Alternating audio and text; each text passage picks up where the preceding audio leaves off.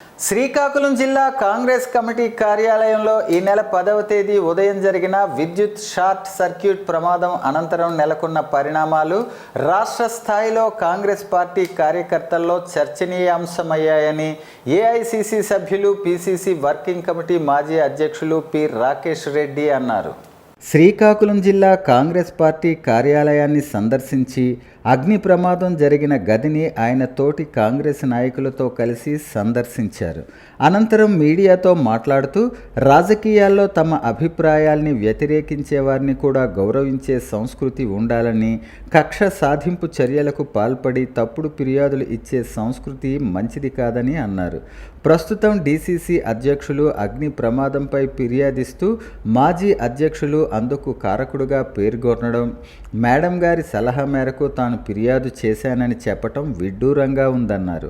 ఇటువంటి సలహాలు ఇచ్చే మేడం మా పార్టీలో ఎవరంటూ ఆయన నిలదీశారు. తప్పుడు ఫిర్యాదు ఇచ్చిన సదరు మేడం ఎవరో నిగ్గు తేల్చాలంటూ ఆయన పార్టీ అధిష్టానాన్ని, జిల్లా పోలీస్ శాఖను కోరారు.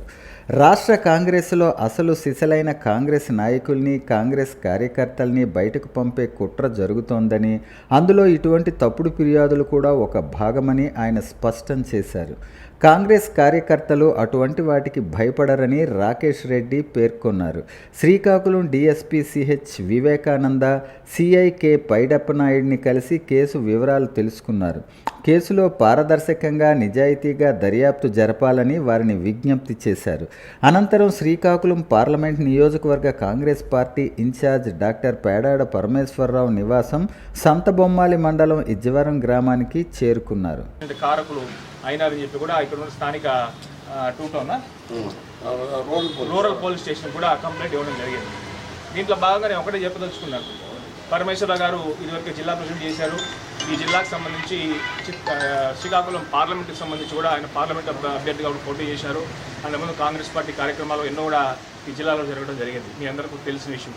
అదేవిధంగా ఒక జిల్లా ప్రెసిడెంట్గా కూడా మంచి పనులు చేసి ఇక్కడ జిల్లాలో కాంగ్రెస్ పార్టీ అభివృద్ధి కూడా ఆయన పాటుపడిన వ్యక్తి. ఒక కమ్యూనిస్ట్ లెఫ్టిస్ట్ బ్యాక్గ్రౌండ్ నుంచి కూడా తీసుకురావడం జరిగింది కాంగ్రెస్ పార్టీ.